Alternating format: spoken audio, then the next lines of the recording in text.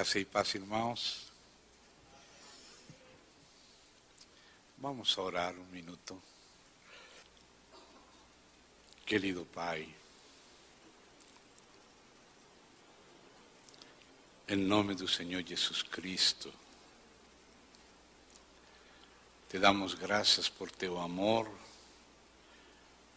tua compaixão, tua fidelidade.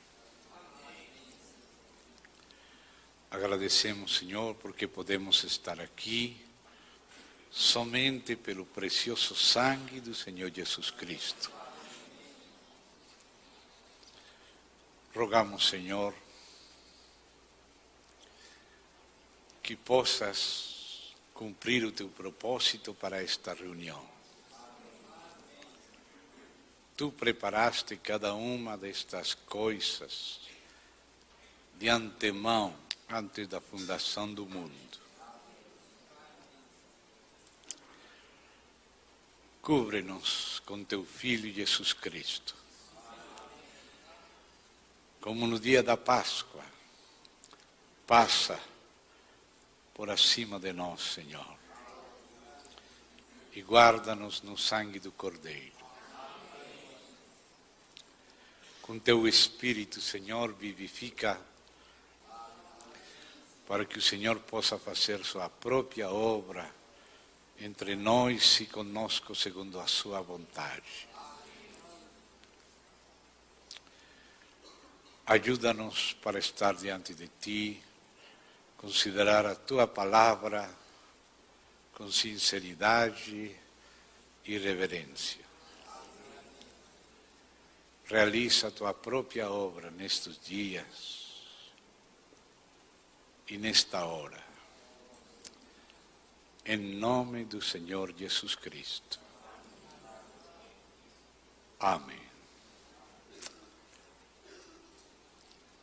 Hoje à noite, com a ajuda do Senhor, irmãos,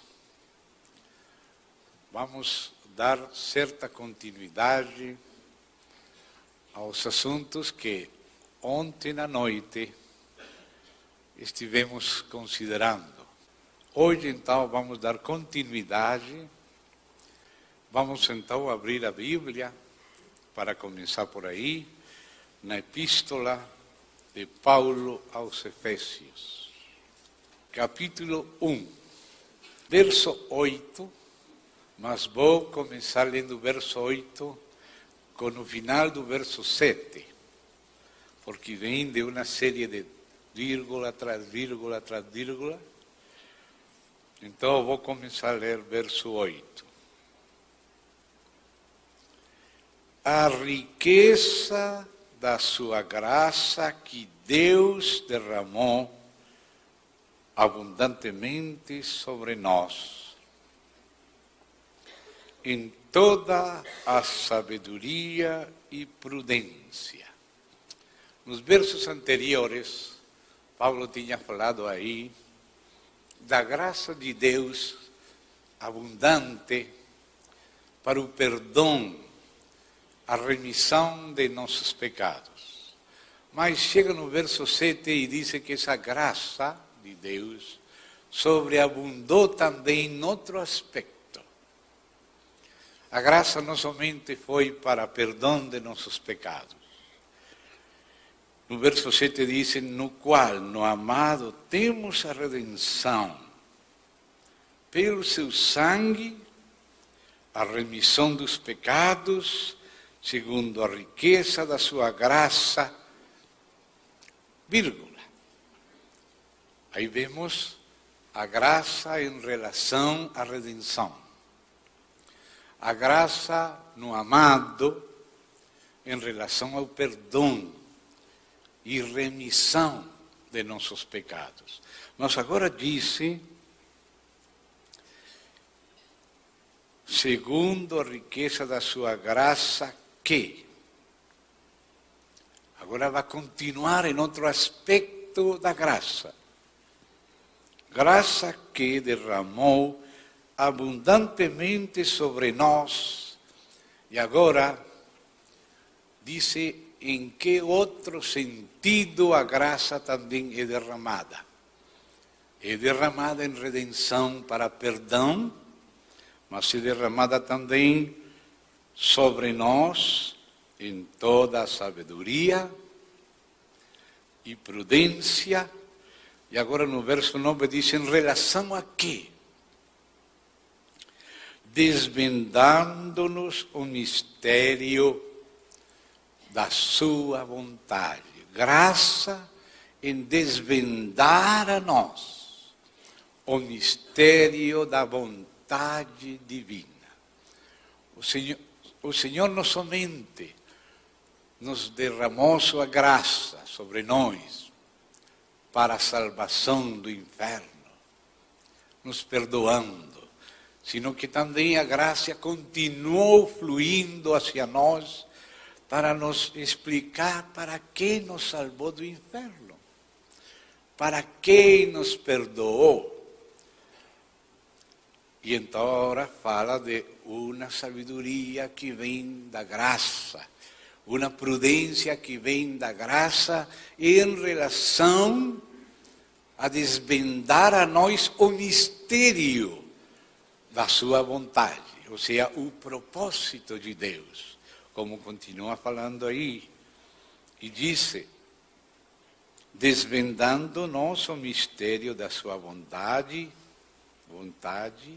segundo o seu beneplácito que propusera em Cristo.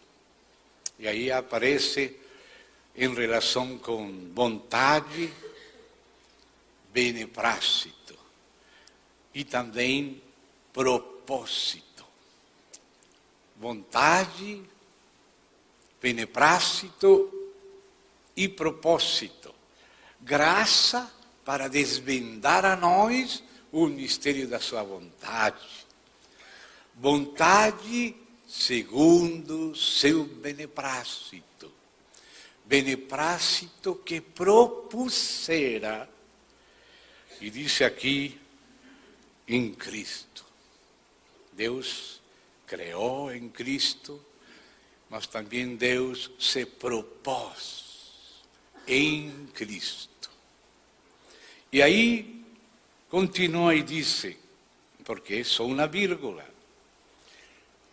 beneplácito que propusera em Cristo de fazer convergir nele, na dispensação da plenitude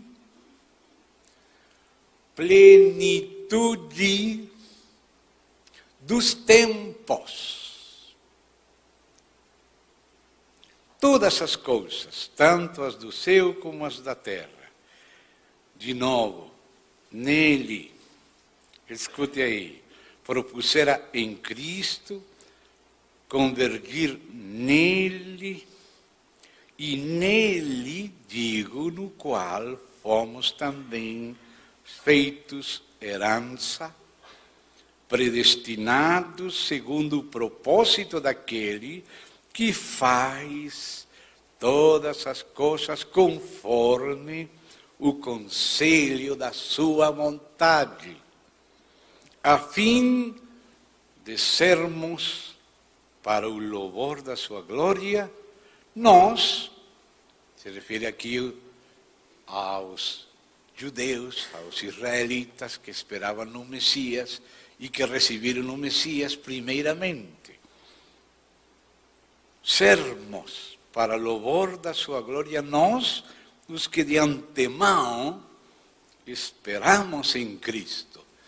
Esses eram os israelitas que creram em Deus, que receberam as promessas, os pactos e o Messias. Em quem, de novo, em Cristo, também vós, ou seja, os efésios, ou seja, os gentios também.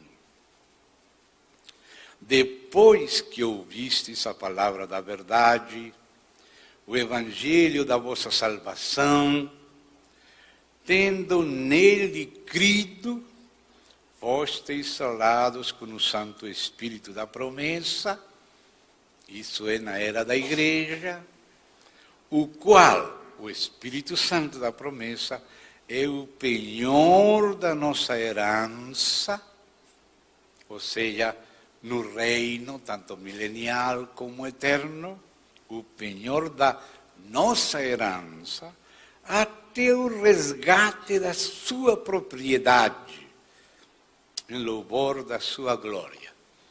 Vamos ver também capítulo 3. Vamos ler desde o verso 8. A mim, disse Paulo, o menor, que é o que significa Paulo, menor, o mais pequeno, de todos os santos, me foi dada esta graça, e assim como no capítulo 1, também no capítulo 3, apresenta esses dois níveis da graça. Primeiro nível, para a redenção, para a remissão, para perdão. Me foi dada esta graça de pregar aos gentios o evangelho das insondáveis riquezas de Cristo. Mas agora vem uma vírgula, e vem uma conjunção. E, assim como lá no capítulo 1, falou primeiro da graça para perdão, agora fala, e depois falou da graça para a sabedoria em relação ao mistério da vontade, em relação ao propósito eterno. Assim também aqui vem uma I. Graça de pregar aos gentios o evangelho das insondáveis riquezas de Cristo e manifestar qual seja a economia do mistério, desde os séculos oculto em Deus, que criou todas as coisas, para que pela igreja, agora já não somente aparece o pecador perdoado e regenerado, agora já aparece o pecador insertado como um membro no corpo de Cristo.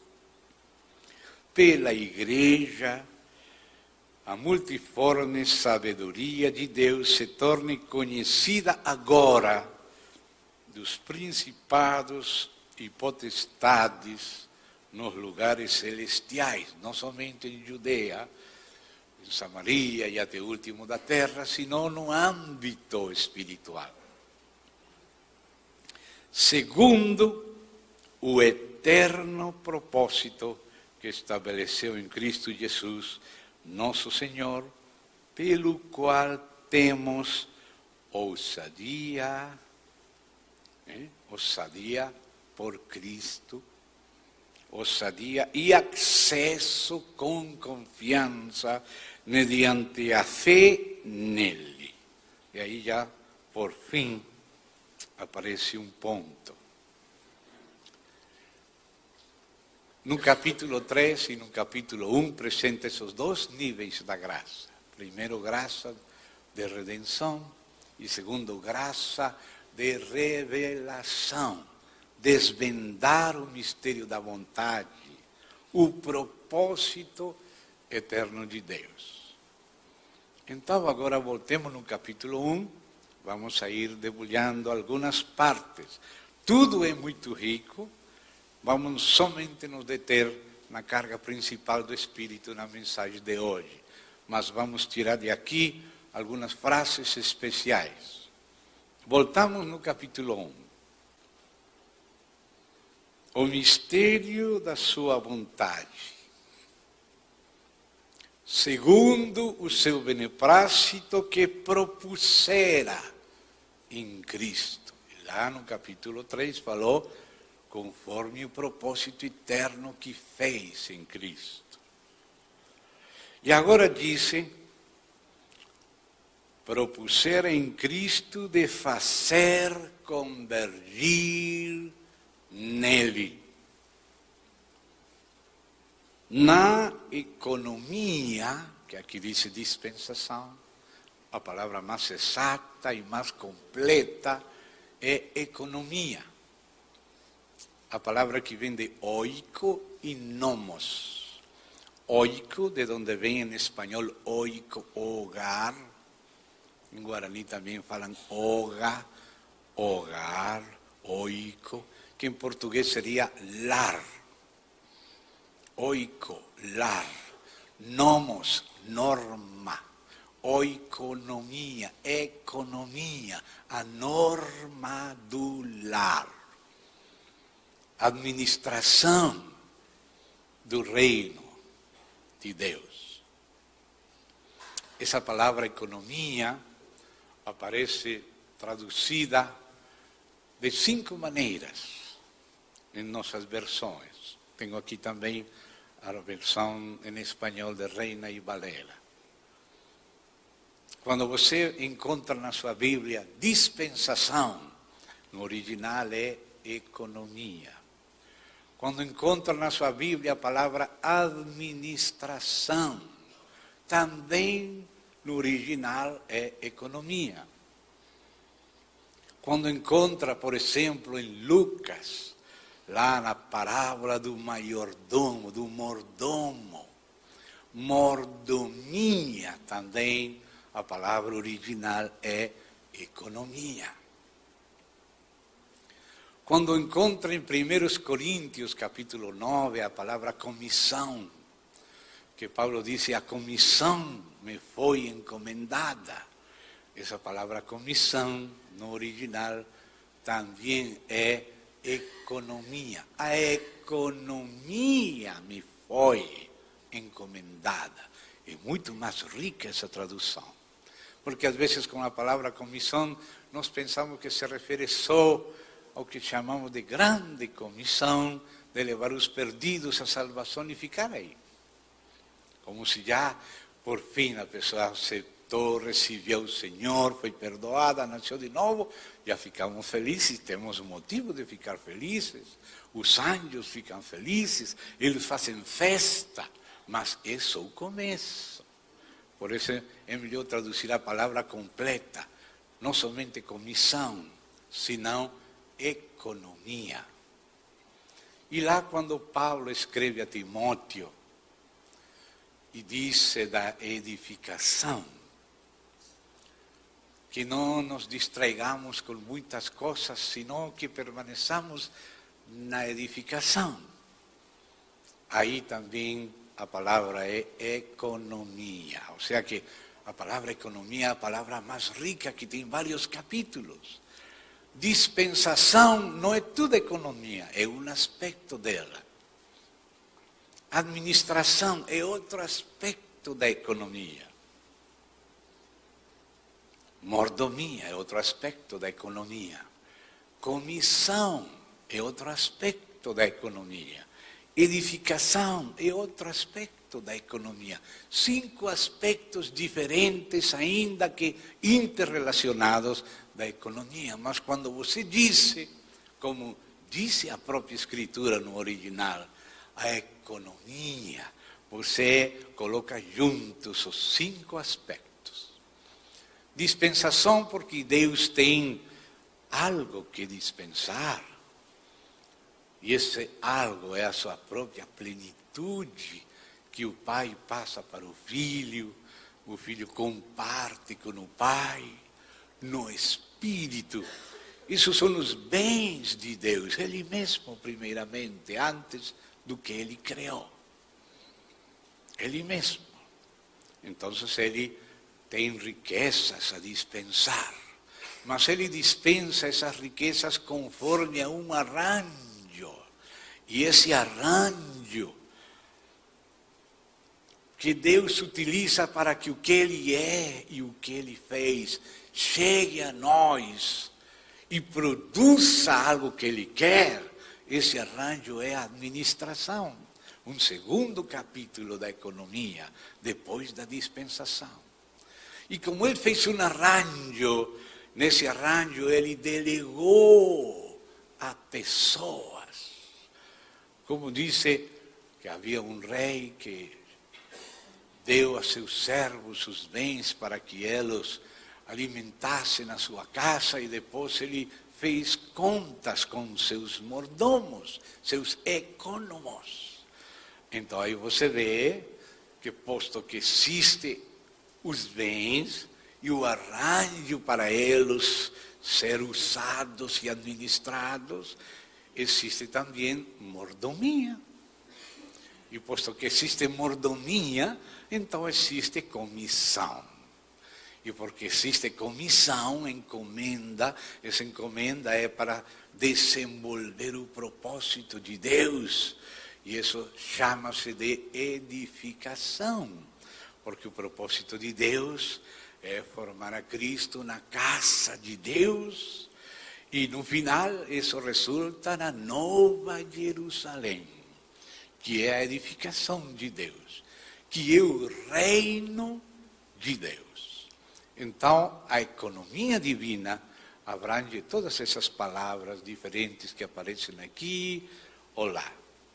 Agora, vamos nos deter aqui em outra palavra, que é a carga principal neste momento, tendo em conta este contexto.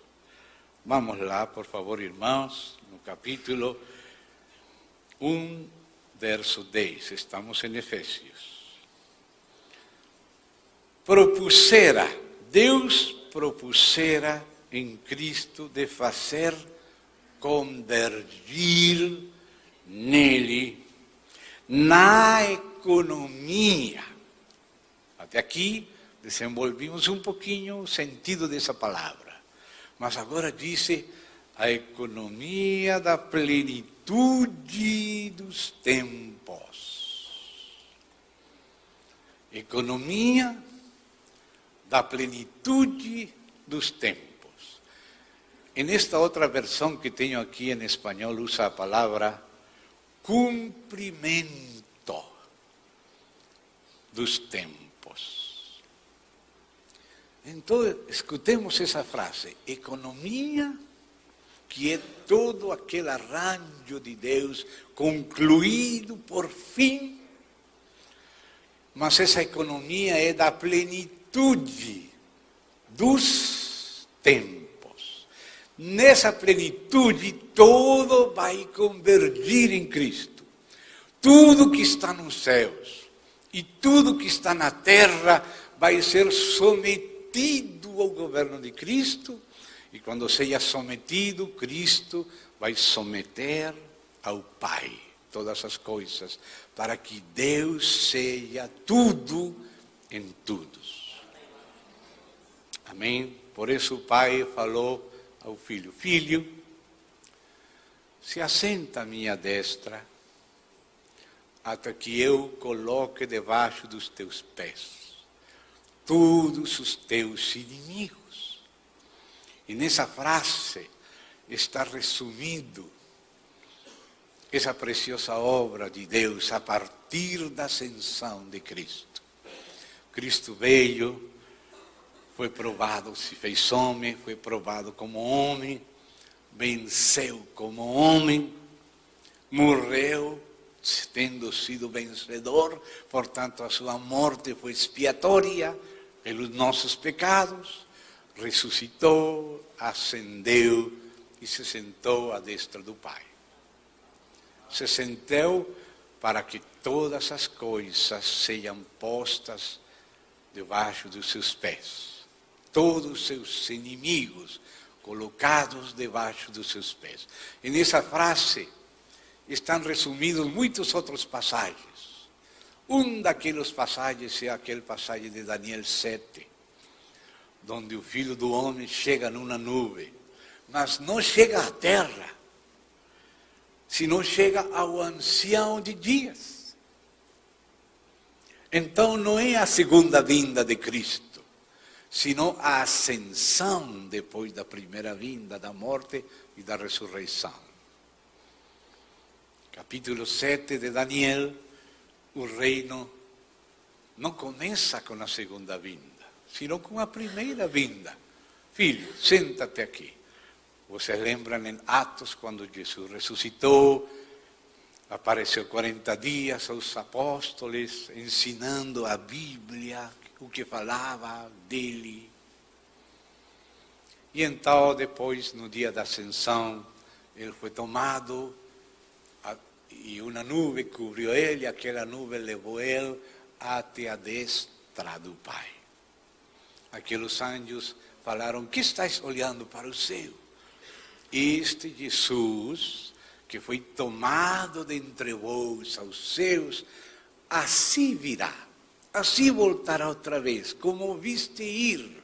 Ele foi na nuvem, e naquela nuvem ele chegou à destra do Pai, como aparece em Daniel 7, e lhe foi dado poder e autoridade, domínio.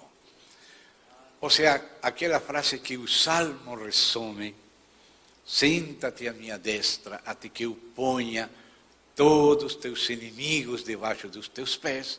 É uma frase que resume aquela passagem de Daniel, quando ele vai nas nuvens e se apresenta ante o ancião de dias, que é seu pai, e lá lhe é entregado todo o poder e autoridade, como ele falou quando ressuscitou e se apresentou a seus discípulos, como registra Mateus no final do seu evangelho, e disse ele: todo poder me foi dado nos céus e na terra. Ide, fazei discípulos, e ensinai tudo o que vos ensinei, batizai, etc. Vocês conhecem. E essa passagem também se corresponde com Apocalipse capítulo 5.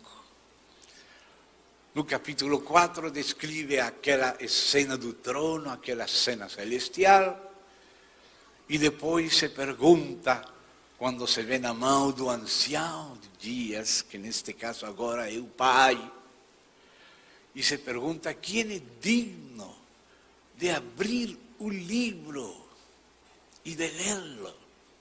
E não se encontrava ninguém, nem nos céus, nem na terra, nem debaixo da terra, digno de abrir aquele livro. E João começou a chorar, e aquele, um dos 24 anciãos celestiais, falou: João, não chores, porque o leão da tribo de Judá, ele foi achado digno de abrir o livro e de lê-lo. Então aí ele viu que chegava o cordeiro. Quando se voltou para ver o leão, era um cordeiro recém-imolado, ou seja, nos dias depois da ressurreição e na ascensão. Então, quando o Senhor Jesus chega a receber do Pai o livro dos 7 selos, é a mesma cena que viu mais resumida Daniel, o cordeiro chegando nas nuvens ao ancião de dias para receber o reino e se sentar à destra. É o mesmo passagem, ainda muito mais resumido, do Salmo, quando diz: filho, senta-te à minha destra, até que eu ponha todos os teus inimigos por estrado de teus pés. O Salmo é mais antigo, está a visão bem resumida, mas bem clara. Depois se desenvolve mais no capítulo 7, na ascensão de Cristo, para começar o reino à destra do Pai, e começar o reino pelo Espírito através da igreja, e depois passar para o milênio, e por fim para o reino eterno. Mas no capítulo 5, já aquela mesma cena é muito mais clara. A maneira como lhes entregue a autoridade ao Filho, e a maneira como são sometidas todas as coisas ao Filho, para que depois o Filho someta todas as coisas ao Pai, como diz em 1 Coríntios. Aí está na abertura do livro selado com 7 selos. Aí então o Filho recebe aquele livro, todos se postram diante do Filho, ainda as mais antigas criaturas do universo, que são testemunhas da criação das outras, aqueles 24 anciãos celestiais, e eles cantam agora um cântico novo, porque o cântico anterior era de louvor a Deus pela criação, mas agora o cântico novo tem um novo tema. Agora Deus não somente é louvado pela criação, sino que é louvado juntamente com o Cordeiro pela redenção. Esse é um novo cântico. Tem depois outros cânticos, mas por enquanto vamos nos deter neste segundo cântico. Então agora ele é louvado porque compraste para Deus de toda tribo, povo, língua e nação, e fizeste deles reino de sacerdotes. Amém? Reino. Lembre-se essa palavra, reino. Na história da igreja, acabamos de ler em Efésios, fala do Espírito como penhor, da herança. Penhor é aquele antecipo que é o Espírito e que é o âmbito do reino agora na era da igreja. Mas os vencedores da igreja passarão a reinar no milênio. E depois do milênio tem ainda o reino eterno. Ou seja, que esse reino vai se desenvolvendo primeiramente espiritual e logo um reino não só espiritual, ainda nesta terra, no milênio, e depois por fim o reino eterno, cuja capital é a Nova Jerusalém, à luz da qual viverão por toda a nova terra as nações salvas. Então, aquele propósito mostra que existe uma economia da plenitude dos tempos. Ou seja, que existe uma pluralidade de tempos. A palavra neste contexto é aions, ou seja, eones em espanhol, eras, períodos, os tempos. Deus estabeleceu tempos. E em cada tempo, Deus realiza algo necessário para o segundo tempo. No primeiro tempo, realiza o que se precisa ter já realizado para o segundo tempo. No segundo tempo, realiza algo mais que se precisa ter também realizado além do primeiro, para chegar ao terceiro tempo. E aí também a mesma coisa para o quarto, para o quinto, para todos os tempos, até por fim chegar à economia da plenitude ou do cumprimento dos tempos. Ou seja, que Paulo está falando de uma série de capítulos que culminam com a economia do cumprimento ou da plenitude dos tempos. Então Deus, quando disse a seu filho, se assenta à minha destra, até que eu ponha todos os teus inimigos, e então Paulo disse lá em Corinto que é necessário que todos os inimigos lhe sejam submetidos e que o último inimigo a ser submetido é a morte. Então, na plenitude dos tempos, haverá uma plena ressurreição. Já Cristo venceu a morte. Ele, Cristo, é as primícias. O que disse 1 Coríntios ao respeito disso no capítulo 15, no verso 20 e depois no 23, mas no 20 diz que Cristo é as primícias dos ressuscitados dentre os mortos. Cristo. E no 23, o original grego diz aparquem Christos, ou seja, as primícias é Cristo. Logo, os que são de Cristo na sua parousia, na sua vinda. Então, a ressurreição, que é a vitória sobre a morte, se deu primeiramente como primícias na pessoa do Filho do Homem, Jesus de Nazaré. O Filho de Deus. Ele que é o primogênito dentre os mortos. As primícias dos ressuscitados dentre os mortos. Então, depois dele, os que são de Cristo, como dice 1 Coríntios 5, 23, essa é a ordem de vencer a morte, o último inimigo. Primeiro, o próprio Jesus Cristo, e segundo, os que são de Cristo, ou seja, o corpo de Cristo. Num momento, num abrir e fechar de olhos, na final trombeta. Não em 2 momentos, nem 3, nem 5, nem 7, senão num momento. E não um momento longo, senão um momento rápido, assim, como um abrir e fechar de olhos. Todos num momento, em um abrir e fechar de olhos, na final trombeta. Essa é a ordem da vitória sobre a morte. Primeiro Jesus Cristo e logo todos os que são de Cristo, todos num momento, num abrir e piscar de olhos, na final trombeta. E logo o fim, ou seja, depois do milênio, quando entregue o reino ao Deus e Pai, para que Ele seja tudo em tudo, demais mortos não ressuscitariam sino depois do milênio.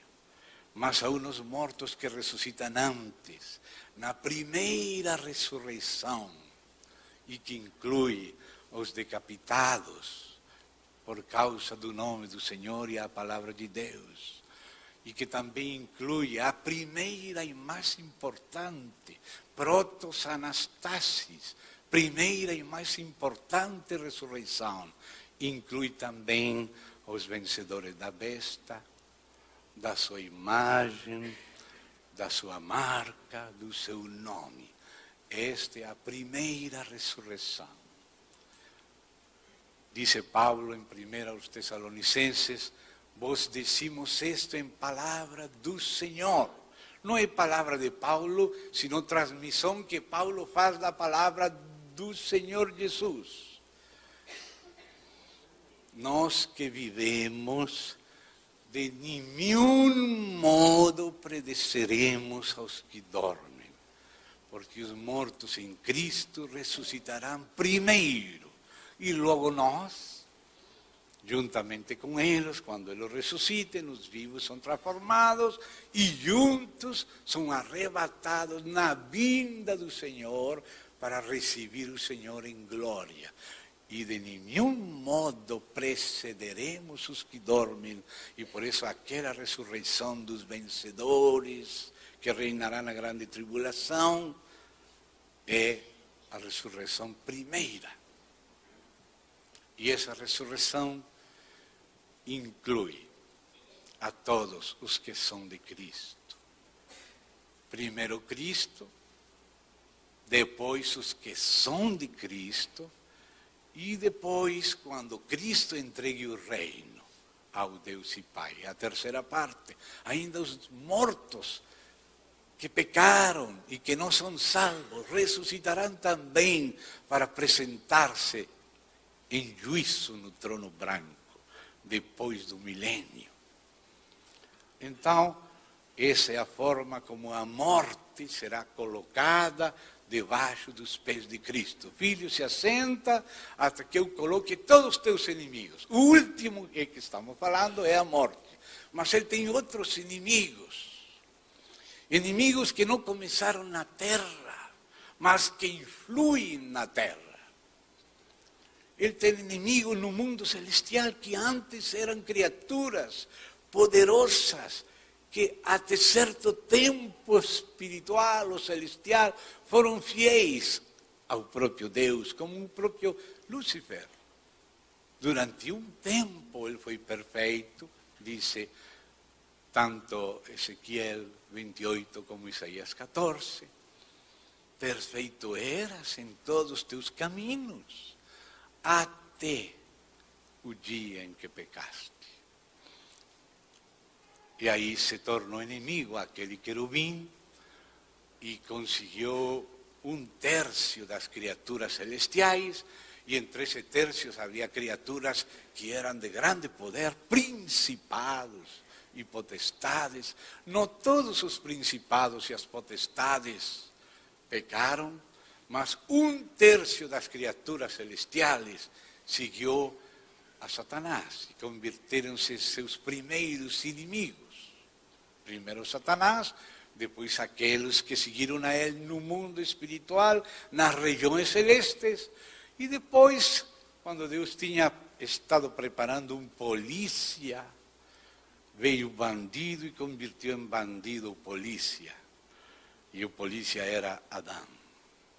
Agora virou vendido ao poder do pecado. E quando todos nós nascimos dele, nascimos no bando do diabo. Nascimos no bando dos inimigos, destinados também a ser postos debaixo das plantas dos pés de Jesus Cristo. Como dizem Colossenses, éramos inimigos. Mas o Senhor, aleluia, abriu o primeiro selo. E nesse primeiro selo, Ele enviou um cavalo branco para vencer. Ou seja, o Senhor, antes de vencer seus inimigos com terremotos globais, que é o último que vai fazer, Ele apresenta amnistia, reconciliação, perdão de pecados, enviou o Espírito Santo, enviou apóstolos, profetas, evangelistas, pastores e mestres, enviou o Evangelho por toda a terra e aquela personificação do Evangelho, aquele cavalo branco destinado a vencer, tem estado cavalgando desde que Cristo ascendeu, abriu o primeiro selo, derramou o Espírito, estabeleceu e enviou a sua igreja. E a igreja tem estado cavalgando em Cristo ao longo de 21 séculos. Claro está que muitos não quiseram receber a estas pessoas, nem ao Espírito Santo, nem a Cristo, nem a Deus, menos a igreja. Se na árvore verde fizeram o que fizeram, quanto mais na árvore seca. Então, foi necessário abrir outro selo daquele livro e enviar outro cavalo, aquele cavalo da guerra. Sempre que o Evangelho é rejeitado, a paz é rejeitada, a reconciliação é rejeitada, a comunhão é rejeitada, a solidariedade, a lealdade, a civilização é rejeitada. Então só fica a porta aberta para a loucura da guerra.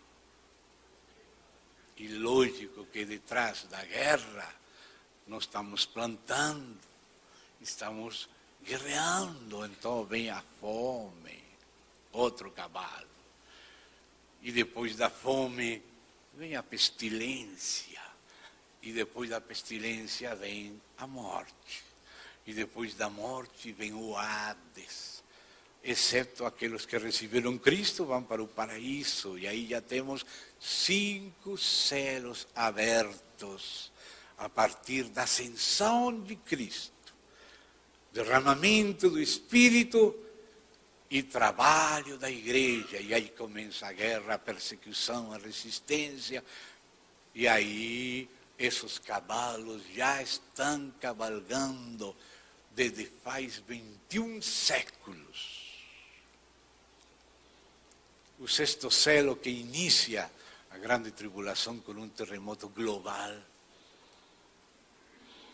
ainda não tem acontecido, mas já está na volta da esquina, pelo menos essas sinais já estão dando os campos magnéticos da Terra. O polo norte já se mudou, o polo magnético do Ártico para a Sibéria. E não vou entrar nesse assunto mais por enquanto. O 7º selo inclui 7 trombetas de introdução do juízo. E a 7ª trombeta consuma tudo. E a 7ª trombeta, quando é tocada, então, como é a consumação do 7º selo, do livro inteiro, então diz a Escritura, quando a 7ª trombeta que consuma o mistério é tocada, então se diz, por todo o céu e a terra. Os reinos do mundo vieram nascer de nosso Senhor e do seu Cristo. Aleluia! Tudo foi submetido debaixo das plantas dos pés de Cristo. O Cristo que ressuscitou, ascendeu, se sentou com o livro aberto, começou a abrir o livro e começou a se desenvolver o plano de Deus para submeter todas as coisas a Cristo e Cristo submeter então tudo ao Pai, para que Deus seja tudo em tudo. Então, esse plano tem capítulos. E esses capítulos são os eones, os aions, os tempos. E a plenitude dos tempos, ou seja, a realização completa da história, do sentido da história. É a plenitude dos tempos. O cumprimento dos tempos, onde todo que anuncia na terra é reunido em convergência aos pés de Cristo. Esse é o propósito eterno de Deus. Reunir, submeter, encabeçar todas as coisas anunciadas na terra, na economia da plenitude dos tempos. Aquela economia é aquele arranjo definitivo e eterno, o reino eterno do Altíssimo e o reino eterno dos santos do Altíssimo, juntamente com Cristo, porque o Pai delegou o reino ao Filho, e o Filho tem como co-herdeira a Igreja vitoriosa. Então, essa é uma visão panorâmica. Mas precisamos então entender os eones, os aions, os tempos. Como falávamos ontem, para que o trem não nos deixe. Temos que entender as sinais dos tempos, a mudança dos tempos, nesta visão cristocêntrica. Não pense que quando se fala de mudança dos tempos, você está saindo do centro. Ao contrário, você está compreendendo qual é o centro dos tempos. Não vamos falar dos tempos como se fosse algo fora de Cristo. Então agora vamos ver algumas expressões das quais Paulo se baseou nelas para falar. Às vezes pensamos que essas palavras de Paulo só nasceram em Paulo, mas Paulo vem traindo elas desde o Antigo Testamento e passando para nós. Então vou rogar a meus irmãos abrir comigo na sua Bíblia, em Daniel, capítulo 2. Mas antes de ler o capítulo 2, abra aí, vai rápido, Daniel, capítulo 2. Mas antes de começar a ler em Daniel, capítulo 2, vamos abrir em 1 de Pedro. Vamos buscando, deixamos ali aquelas partes e vamos também lá no Novo Testamento, a primeira epístola de Pedro, capítulo 1. Vamos ler primeiro 1 de Pedro, capítulo 1, verso 10, e voltaremos para Daniel. Não tenham medo de ler Daniel, porque ler Daniel é permanecer cristocêntrico. Porque foi Cristo que falou. Quando vejais o que falou Daniel, aquele que lê Daniel, entenda Daniel. É Cristo que apela a Daniel. Tudo que falou Paulo, que resumimos agora, que fala Pedro, que fala Jesus, o Espírito de Cristo falou em Daniel. E isso que vamos ver. Não vamos separar Daniel de Cristo, vamos ver Cristo em Daniel. Amém? Querem ver isso? Querem ver isso na Bíblia? 1 de Pedro, capítulo 10 e seguintes. Coloque atenção aqui o que diz o Espírito Santo pelo ensino de Pedro, para que vejamos como Pedro está tendo encontros profetas, entre eles e de maneira especial Daniel. Não só Daniel, mas dentre os profetas há uma menção especial a Daniel, porque Jesus falou como está escrito em Daniel. Aquele que leia Daniel, entenda Daniel, há uma menção especial de Cristo a Daniel. Portanto, não estamos deixando de ser cristocêntricos por ler desde Cristo a Daniel que falou em Cristo. E para que você veja que isso é assim, veja o ensino pelo Espírito Santo de Pedro. Verso 10 e seguinte. Foi a respeito desta salvação que os profetas indagaram.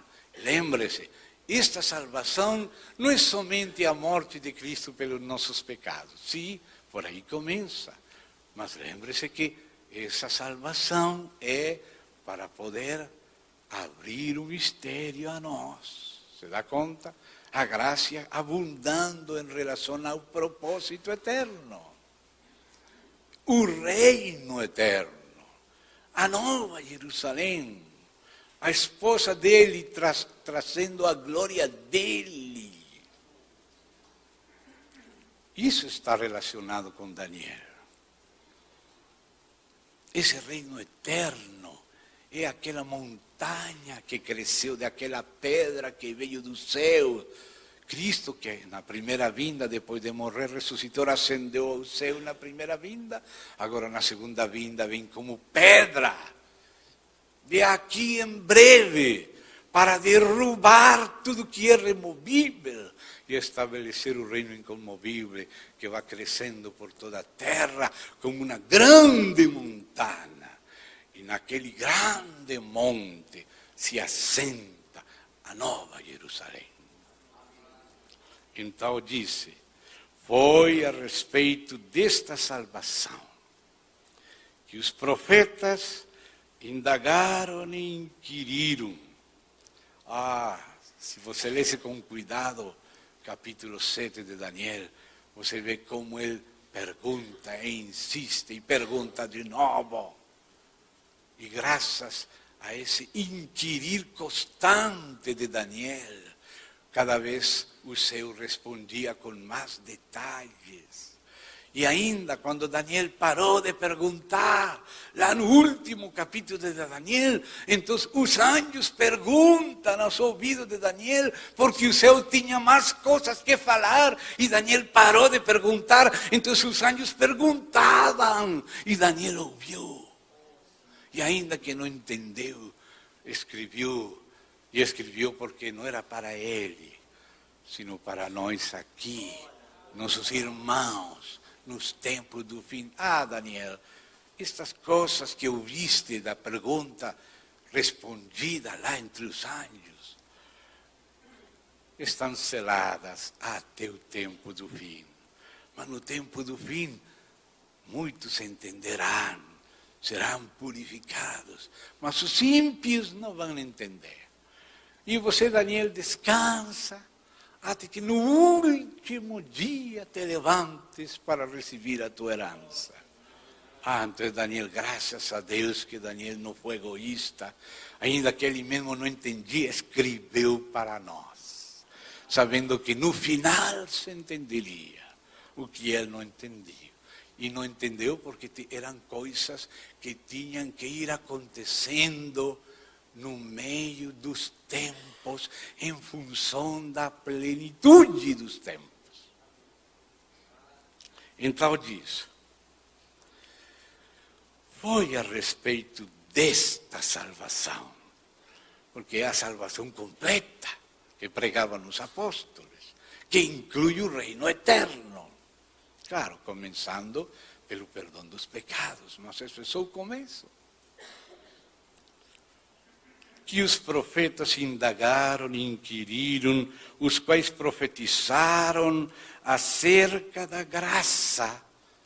Ou seja, que a profecia tem relação com a salvação e com a graça, com o Evangelho. Não é uma coisa periférica. É um aspecto também central de Cristo, como todos os aspectos de Cristo. Porque a plenitude de Cristo é refletida nas 7 festas do ciclo litúrgico de Israel. Diz a Escritura que essas festas, todas as 7, não só Páscoa. Páscoa somente é a primeira festa, mas também Asmos, também primícias, também Pentecostes, também trombetas, também Yom Kippur, também Sukkot. Todos eram aspectos da plenitude de Cristo. O Cristo de Pesach é o mesmo Cristo de Sukkot. E o Cristo de Asmos, de primícias, é também o Cristo de Pentecostes, trombetas e Yom Kippur. Todos esses são aspectos da plenitude de Cristo, não somente Páscoa. Tem aquelas festas que refletem o ministério terrenal de Cristo, mas ele ascendeu e continua, está vivo, fresquinho e em andamento o ministério celestial de Cristo, que tem a ver com o resto do trabalho. Tem festas que têm a ver com o princípio do trabalho, mas todo esse trabalho de Deus aqui tem que tudo lhe seja sometido ao seu filho, para que o filho lhe someta a seu pai. Todo esse trabalho é cristocêntrico. Todo ele tem a ver com aspectos de Cristo. Então, voltamos ao ensino do Espírito por Pedro. 1 de Pedro, verso 10, foi a respeito desta salvação que os profetas, ou seja, não podemos deixar os profetas, não podemos deixar Daniel, que tem a ver com a plenitude desta salvação. Os profetas indagaram, inquiriram, os quais profetizaram acerca desta graça.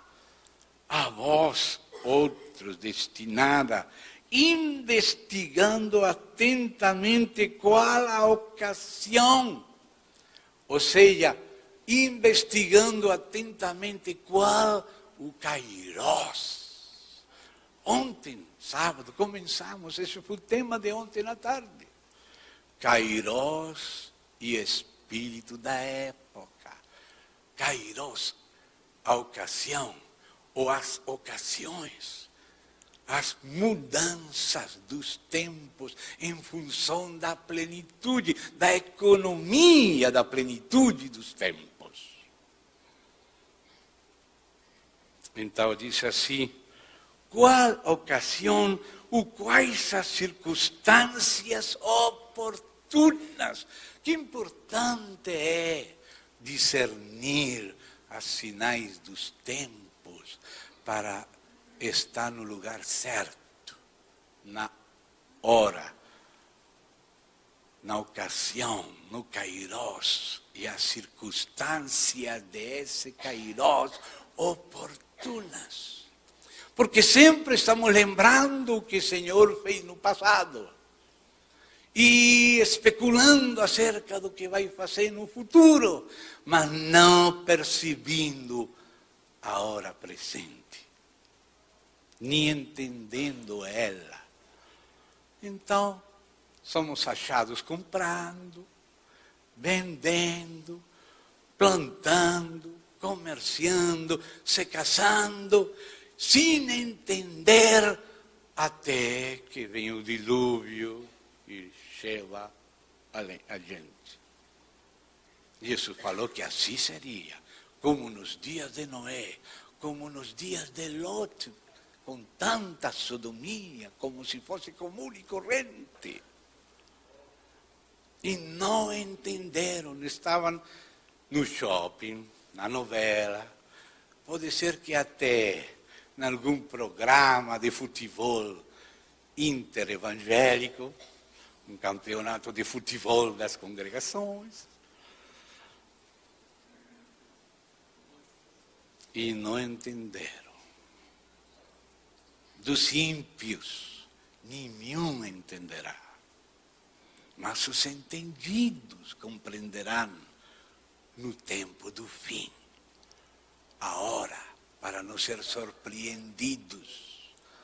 Então diz aqui, investigando atentamente qual o kairós, a ocasião, e quais as circunstâncias oportunas, indicadas. Quem era que se ocupava do kairós e das circunstâncias?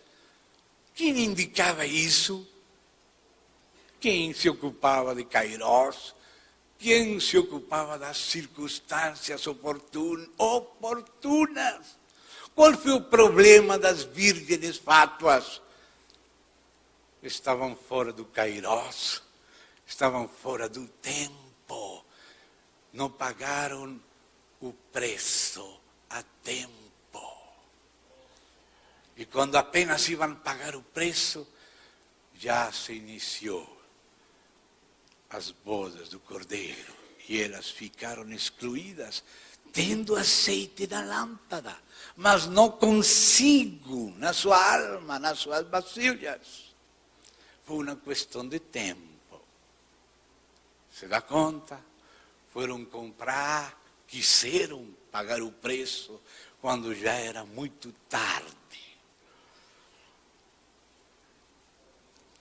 Então diz a Escritura, ocasião, kairós, e circunstâncias oportunas. Isso tem que ver com tempos, e mudança dos tempos, e sinais dos tempos. E tem que ver com reis que saem, e reis que entram.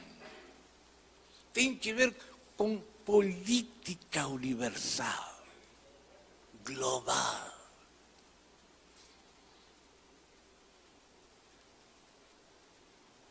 Não sei se estamos compreendendo. Ocasião e circunstâncias oportunas indicadas pelo Espírito de Cristo. Ou seja, que o Espírito de Cristo sim se ocupa destes assuntos. É Ele que está se movendo nesse sentido. Porque todos os inimigos têm que ser postos. E esses inimigos, esses impérios que perseguem os cristãos e ao próprio Cristo, estão todos, um por um, caindo aos pés do Senhor Jesus Cristo. E espero que quando Ele venha, nós estemos no bando certo, que é o bando de Cristo. Porque o que está na volta da esquina tem um nome, Armagedon, onde as pessoas estão num ou outro bando. Agora a gente se está definindo, é a hora da prova, para provar o mundo inteiro, para que cada qual se defina com quem está. Quem não está com Cristo, está contra Cristo. Quem não recolhe com Cristo, desparrama, dispersa. Temos que estar na hora de recolher com Cristo, porque tem outro que também está recolhendo na globalização e está correndo velozmente. Então diz aí, kairós, ocasião, circunstâncias oportunas, indicadas pelo Espírito de Cristo que neles estava. Quem são estes eles?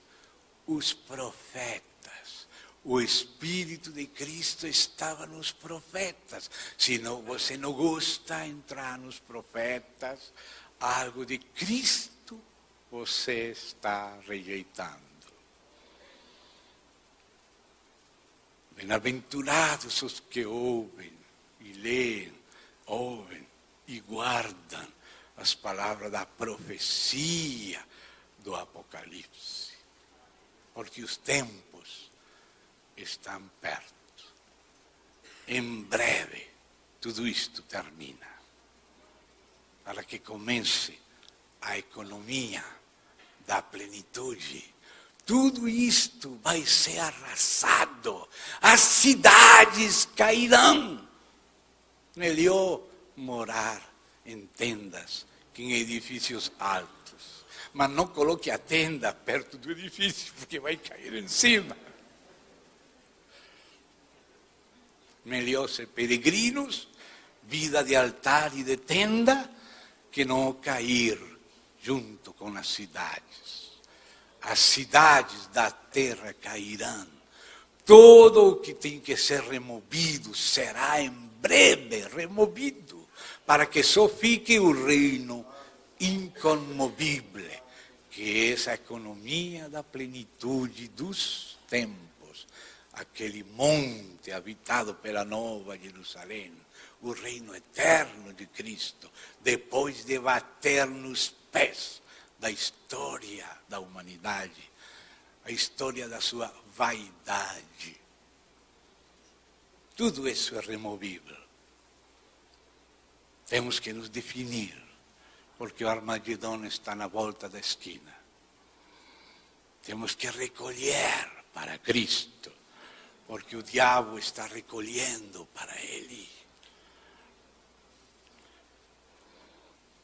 O Espírito de Cristo que neles estava, ao dar de antemão testemunho sobre os sofrimentos referentes a Cristo, e não somente os sofrimentos, também sobre as glórias que os seguiriam.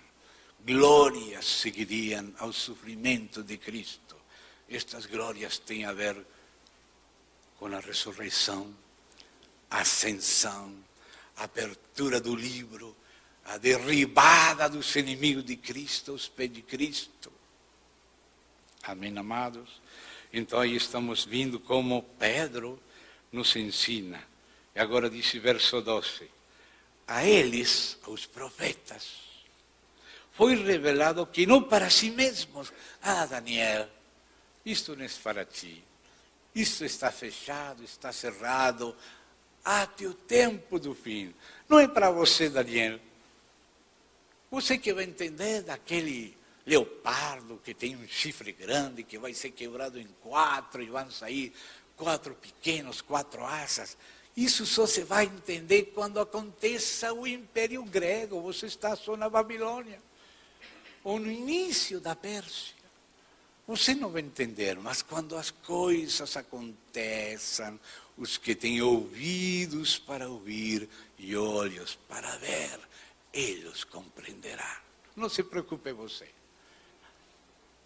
Então, agora está descansando. Pode ser que Deus lhe permita participar da nuvem de testemunhas que estão vindo os santos do fim. A eles foi revelado que não para si mesmos, mas para vosotros, essa é a igreja. Ministravam as coisas que agora, na era da igreja, vos são anunciadas, novidades, anunciadas por aqueles que pelo Espírito Santo enviado do céu vos pregaram o Evangelho, ou seja, que estas coisas são parte do Evangelho, como falou o Senhor Jesus, quando virdes no lugar santo, o que falou o profeta Daniel, que ele entenda, a abominação desoladora, quando virdes, Jesus inclui isso como tema do Evangelho do Reino, não só para os judeus. Será pregado este Evangelho do Reino, Todo aquele capítulo 24 e 25 de Daniel é parte do Evangelho do Reino, não para os judeus. Será pregado a todas as nações, incluindo o Brasil, incluindo Goiânia, para testemunho às nações, não somente aos israelitas. Assim disse Jesus. Complementa Marcos 13, complementa Lucas 21. Então disse aqui, coisas que foram anunciadas agora, na era da igreja, por aqueles que vos anunciaram pelo Espírito Santo enviado do céu e vos pregaram o Evangelho. Coisas essas que anjos anelam perscrutar. De onde vem essa frase de Pedro? De Daniel. No livro de Daniel falei que quando Daniel parou de perscrutar, parou de indagar, parou de inquirir, o céu queria continuar falando, então enviou outros 2 anjos que não estavam aí para perguntar, quando será o fim destas maravilhas? E aquele outro anjo falou diante destes 2 anjos, que seria por um tempo, 2 tempos e meio tempo, ou seja, 3 anos e meio, e que quando acabasse a dispersão do poder do povo santo, todas essas coisas seriam cumpridas. Daniel ouviu, não entendeu, mas escreveu. Não era para ele, era para nós. Mas quem perguntou agora? Não foi Daniel. Foram os anjos. Um anjo perguntou a outro, e esse outro perguntou àquele grande que tinha falado com Daniel, e ele jurou e respondeu aos outros anjos, mas Daniel ouviu. E por isso Pedro disse, os anjos anelam perscrutar estas coisas. Mas tem irmãos que não querem perscrutar estas coisas que Cristo quer que leiamos e entendamos. E os próprios anjos estão pendentes para aprender de Deus através da igreja. E alguns na igreja querem deixar isto para depois, ou quem sabe nas mãos de Morfeu e não nas mãos de Deus. Então vamos voltar aí para Efésios, onde estamos vindo aquilo, aí onde fala da plenitude dos tempos. O que Deus propusera em Cristo, fazer convergir nele na economia da plenitude dos tempos. Isso, a economia da plenitude dos tempos. Isso é o reino do Altíssimo. Esse é o reino do Santo do Altíssimo. Então, o que são os tempos? Os capítulos da história sagrada que se desenvolvem no meio da história secular. E por isso, agora sim, vamos para Daniel 2. Temos que ler Daniel 2 à luz de toda a palavra de Deus. Antes de ler os detalhes daquela visão, o sonho que teve Nabucodonosor e que, graças a Deus, esqueceu para deixar fora todas aquelas intérpretes que tratam de interpretar todos e sabem, mas como ninguém sabe o que o outro sonhou e esqueceu, então Deus exclui aos espíritos de mentira e fica só ele e Daniel que orou por este assunto. Então Daniel com seus amigos orou, agora Deus mostrou o que sonhou Nabucodonosor, que era o que havia de acontecer depois dele, até a vinda do reino de Deus, definitivo e final. Isso é o que sonhou, em princípio, a maneira de esqueleto mínimo. E sobre aquela visão que viu também Daniel e da parte de Deus interpretou, Deus voltou a revelar coisas no capítulo 7 e colocou aqueles músculos acima daquele esqueleto de Daniel 2. E no capítulo 8 colocou os nervos acima daqueles músculos do capítulo 7. E no 9 acrescentou uma visão panorâmica do final. E na última perícopa, que abrange 3 capítulos, 10, 11 e 12, apresenta toda a visão. E o fim das maravilhas, ou seja, a economia da plenitude dos tempos. E nessas visões está a ordem, a devida ordem dos tempos. A ocasião própria, como disse Paulo, dos tempos. A ocasião própria. Este tem seu tempo, portanto o outro tem que esperar até que seja tirado do meio aquele que está na sua ocasião própria.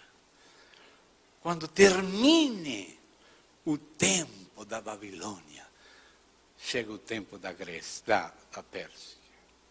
Enquanto Pérsia está aí na sua ocasião própria, ainda não é tempo de Grécia.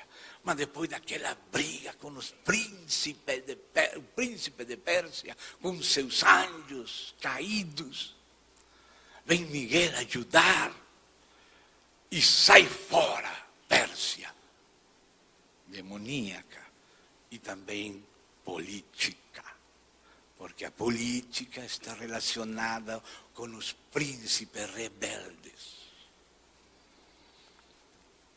Por isso, para interpretar os tempos e os príncipes que estão governando a época, você tem que ver quais reis saíram e quais reis entraram. Interesse-se por isso, porque esses reis não são independentes. Os governantes deste século são governados por governantes do mundo invisível. O Império Persa é governado pelo príncipe da Pérsia, como aparece no capítulo 10 de Daniel, que é a mesma coisa que fala Paulo em Efésios.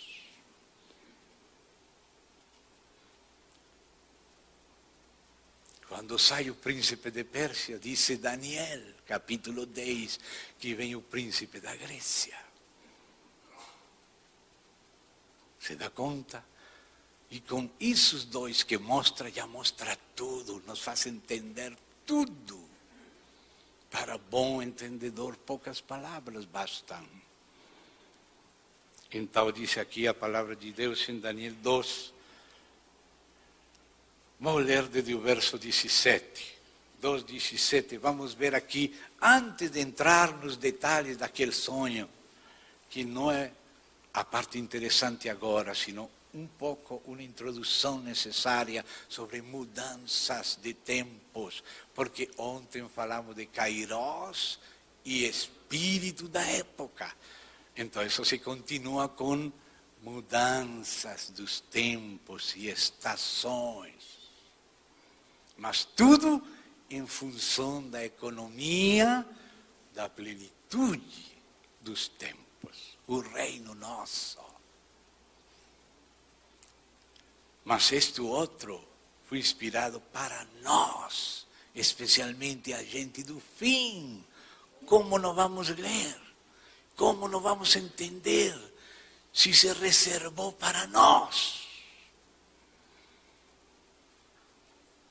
Então disse, então Daniel foi para casa quando viu que iam matar a todos, porque não sabiam que tinha sonhado Nabucodonosor, todos os magos, os caldeus, os sábios, e fez saber o caso Ananias, Misael e Azarias, seus companheiros, para que pedissem misericórdia ao Deus do céu sobre este mistério, a fim de que Daniel e seus companheiros não perecessem com o reino dos sábios de Babilônia. Se não pedimos a Deus entendimento acerca do mistério que a palavra de Deus fala, se corre o risco de perecer com os sábios da Babilônia. Porque os sábios da Babilônia estão na apostasia e o anticristo se entenderá com os apóstatas.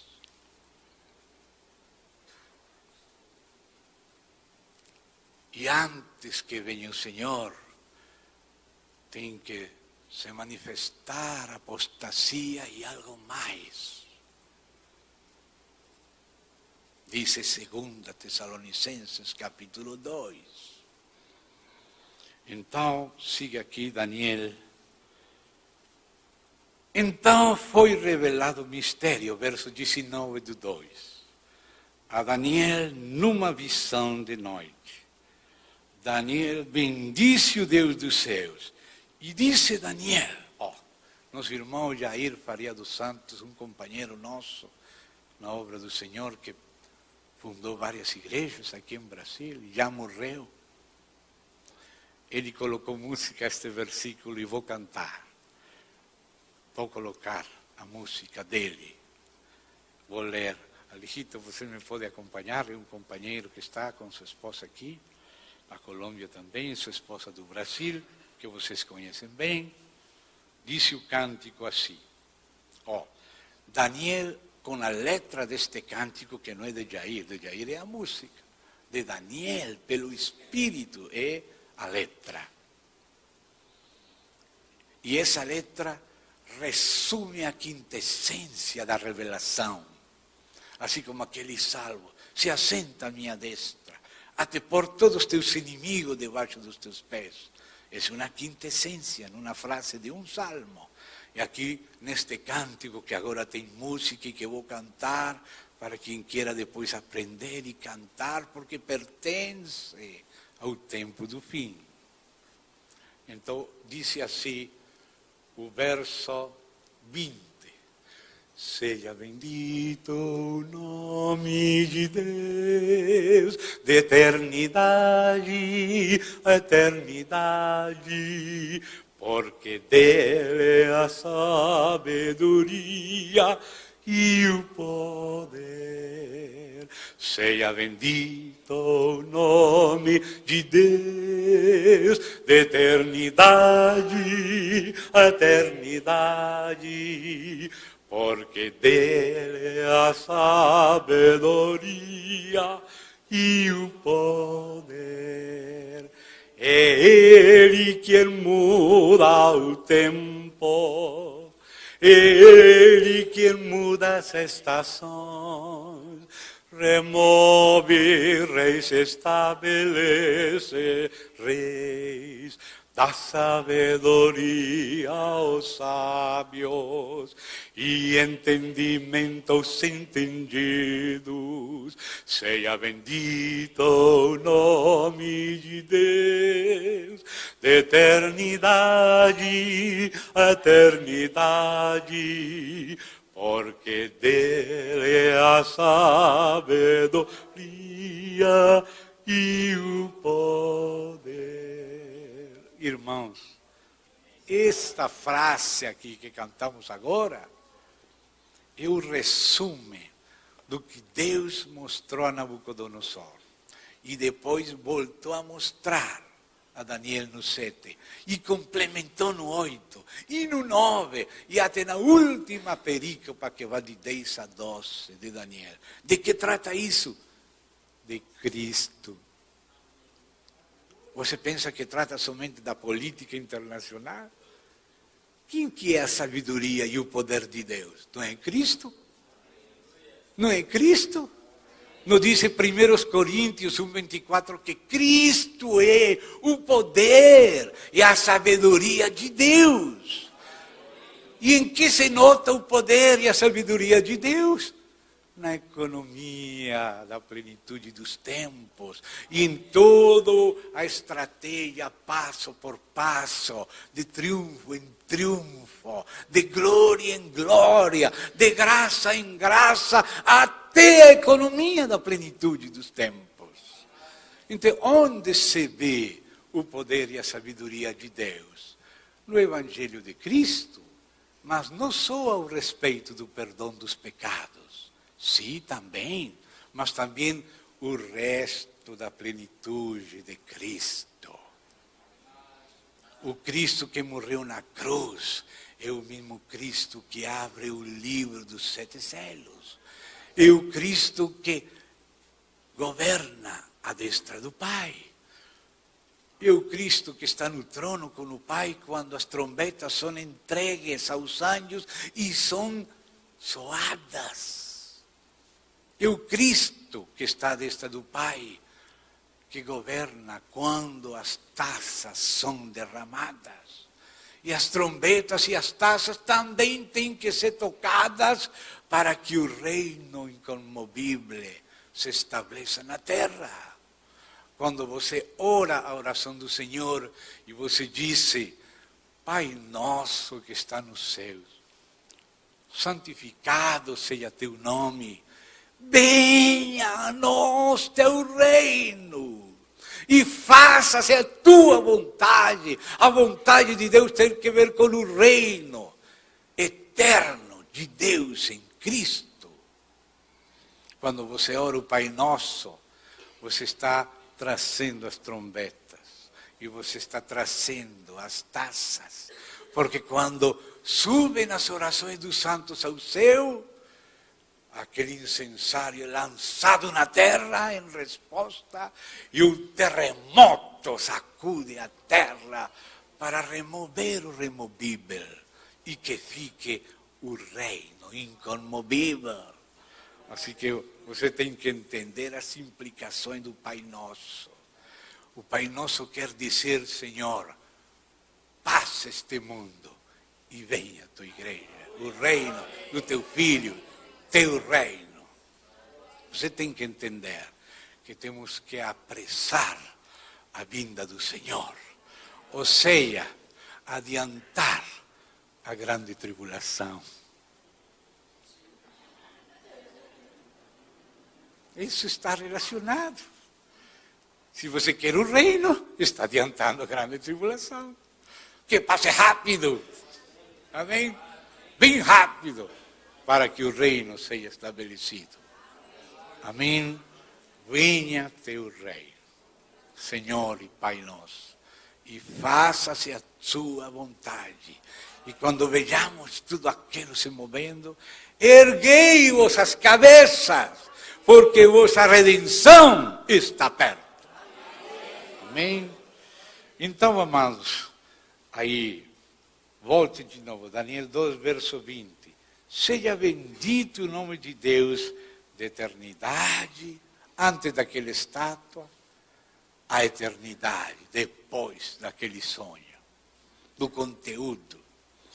Esse depois, esse final, esse telos, é a economia da plenitude dos tempos.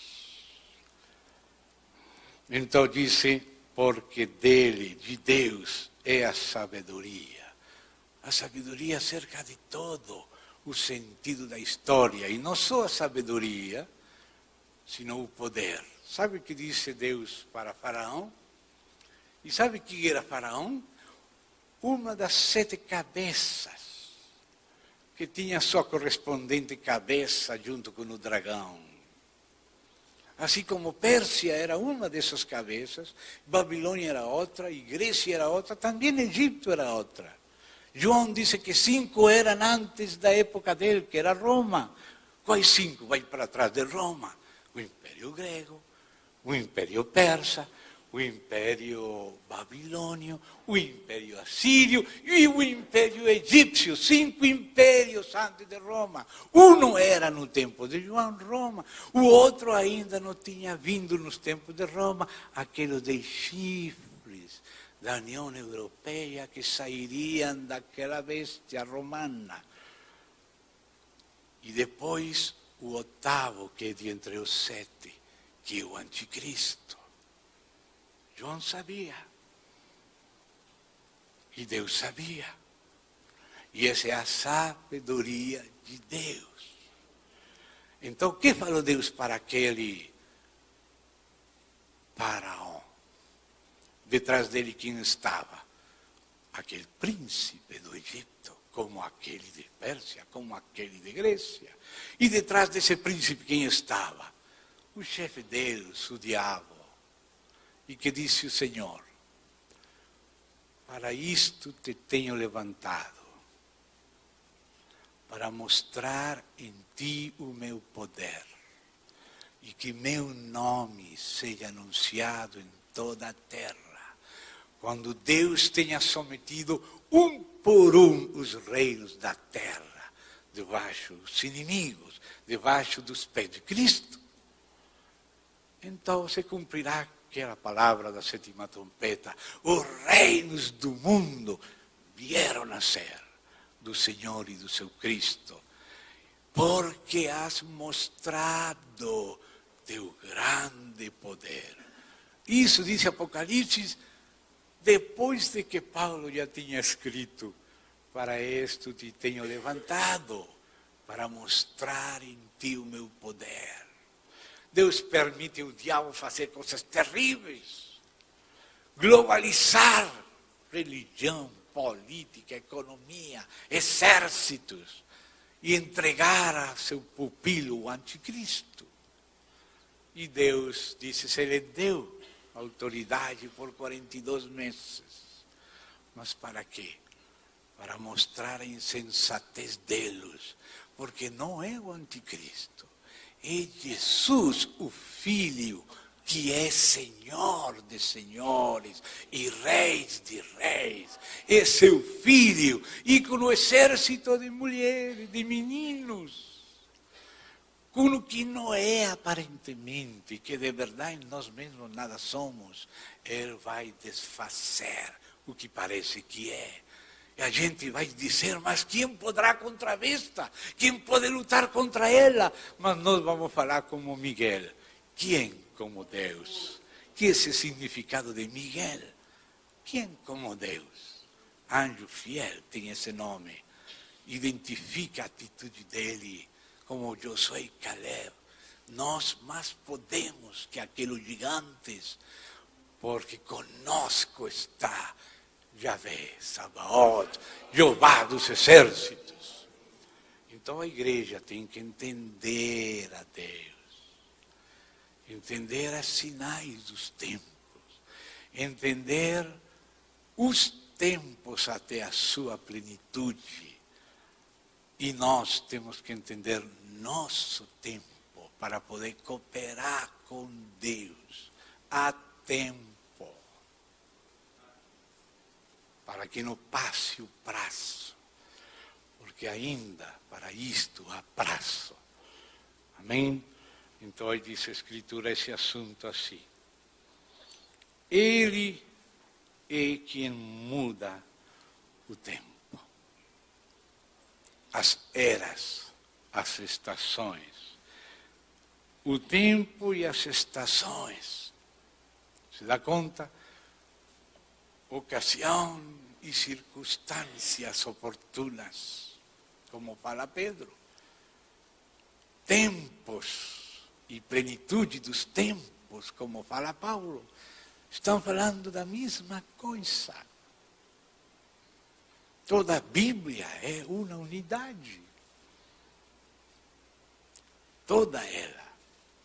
Temos que ter toda ela centrada em Cristo, mas no Cristo completo.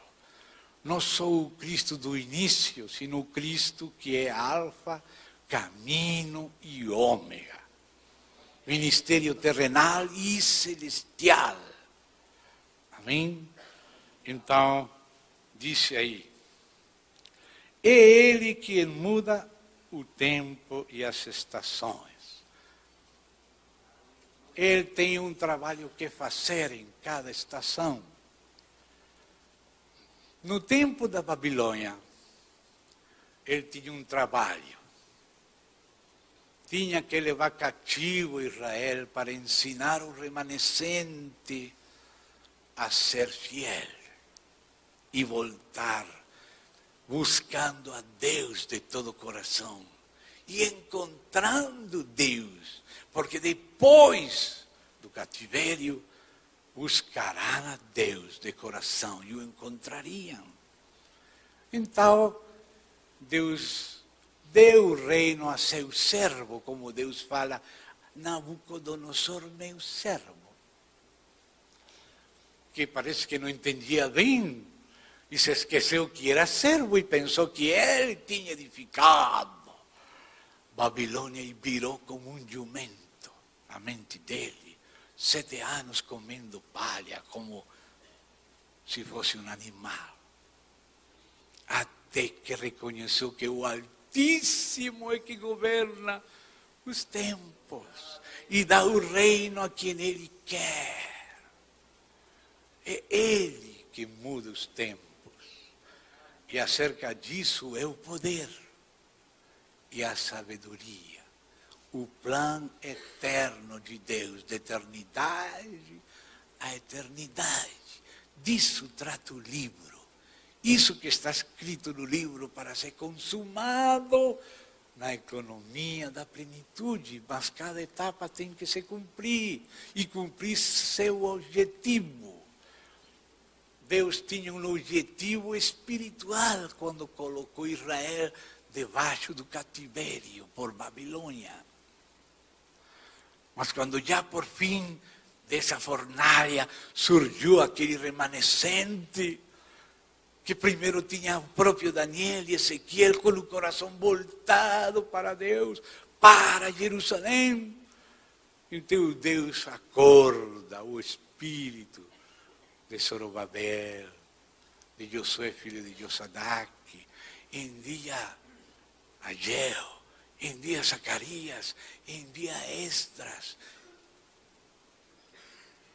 E depois, quando já passou de Babilônia para a Pérsia, também Esdras e Neemias. Agora Deus muda os tempos. E sabe como Deus muda os tempos? Através da política. Uma política governada pela soberania de Deus, pela ocasião oportuna, pelo devido tempo, ocasião própria. Sai Babilônia, Ciro, vem para cá. Você é meu servo, ainda que você não me conheceu. Deus também chama de servo a Ciro, o persa, como chamou, de servo a Nabucodonosor. Agora vem o império persa. Agora vamos fazer outro trabalho. Aquele remanescente vai voltar e vai reedificar a casa de Deus. E Ciro e os descendentes dele, os reis da Pérsia, vão cooperar. Nabucodonosor roubou os instrumentos da casa de Deus e até o candeeiro estava lá, em lugar de alumiar o lugar santo, estava alumiando as orgias de Belsazar. Até que apareceu a mão na parede e o reino passou para os persas.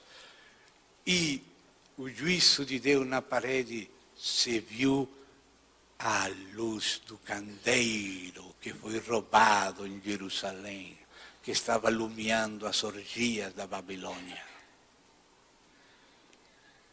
Deus corrigiu a Israel, mas também a Babilônia com Pérsia.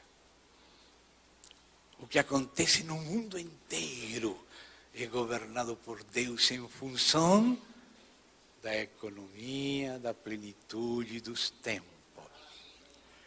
E como se nota a mudança de tempo e de estação? Quando Deus tira reis e estabelece reis.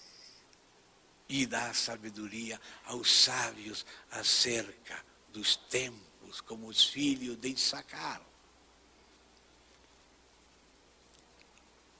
Então, o que vem depois de Pérsia? Outro trabalho de Deus com Israel. Mas quando Deus começou a trabalhar, Ele falou, façamos o homem. O homem, não só Israel. O homem, a nossa imagem e semelhança. Mas o homem pecou. Então Deus chamou Abraão, mas não só para edificar Israel, sino usar Israel para abençoar na semente de Abraão, que é Cristo, todas as famílias da terra. Então Deus começou a formar com Abraão, com Isaac, com Jacó, aquele reino de Israel que passou por Egito, por Assíria, se lembra de Sargón, de Senaquerib, de Salmanassar, e depois Babilônia, e depois Pérsia. Mas Deus estava trabalhando para a economia da plenitude dos tempos. Era necessário sair do gueto de Israel em direção ao universo da terra. Então precisava preparar a ponte entre Israel e o mundo. E para isso Deus chamou Alexandre Magno. Vem Alexandre, do Ocidente, vas conquistar a terra, agora tudo vão falar grego porque eu vou escrever, vou inspirar que o Novo Testamento se escreve em grego.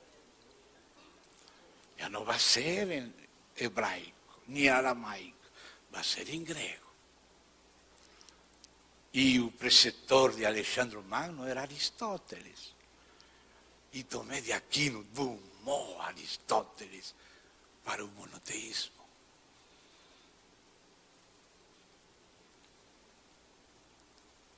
Deus fez esse trabalho com Grécia.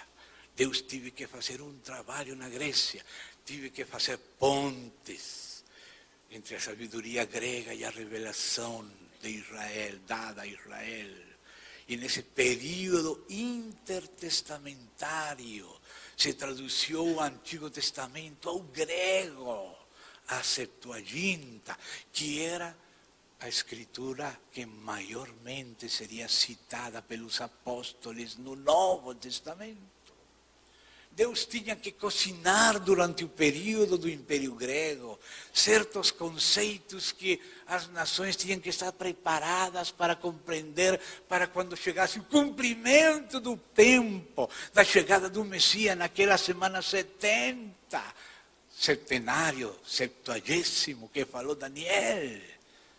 O cumprimento do tempo, o dia exato, num jumentinho entrou Jesus em Jerusalém, no dia da visitação, quando aquela profecia se cumpria, na hora certa. Deus tinha que preparar aquela ponte para que o Evangelho saísse de Jerusalém, passasse por Judeia, chegasse a Samaria e daí ao último da terra. Deus tinha que preparar isso. E por isso deu tempo à Grécia, hasta que Grécia cumprisse sua medida. E então fosse tirado fora para que viesse Roma. E os caminhos que edificou o Império Romano foram percorridos por Paulo, falando em grego, escrevendo em grego o Novo Testamento também, e os outros apóstolos também. E era necessário que pregasse até o próprio Nero, para dar testemunho de Cristo. E depois a igreja tinha que passar como aquele cavalo branco, levando o Evangelho, sometendo Roma aos pés de Cristo. E as demais nações, incluído o Brasil, incluída a Colômbia. Isso são os tempos. Isso é Cristo avançando pelo centro da sua economia. Cristo é a sabedoria e o poder de Deus. Tudo o que aconteceu na história é controlado por Deus para Cristo. E por Cristo para Deus, porque tudo que é do Pai é do Filho, e tudo que é do Filho é do Pai, porque o Pai e o Filho estão no mesmo Espírito. e esperamos que nós também estejamos no mesmo espírito com o Pai e com seu Filho, cooperando na mesma guerra e na mesma edificação, fazendo cálculos certeiros, para que quando Ele venha não encontre a casa pela metade.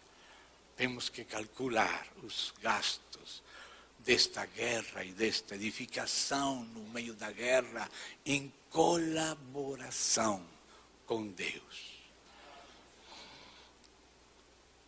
O resto da história universal também está prevista, mas o Kairos nosso vamos deixar para outra ocasião.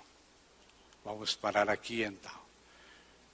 Hoje deixamos uma leitura para lembrar, para enxergar que existe mudança dos tempos e das estações em função da economia, da plenitude e o cumprimento dos tempos. E que tudo o que aconteceu, mas sobretudo o que está acontecendo agora acima dos ombros de toda a história anterior, é para a glória de Cristo. Vamos orar. Querido Pai, agradecemos esta oportunidade que nos tens dado de dar uma olhada panorâmica sobre a história para ver a Tua mão. Abre nossos olhos para ver a Tua mão governando a história, porque o Senhor é o soberano dos reis da terra, o único que tem autoridade e domínio verdadeiro, e todo te foi entregue pelo Pai nas Tuas mãos, e ninguém mais é digno disto, senão o próprio Senhor. Ao Senhor seja glória na igreja pelos séculos dos séculos. Amém. Obrigado, meus irmãos.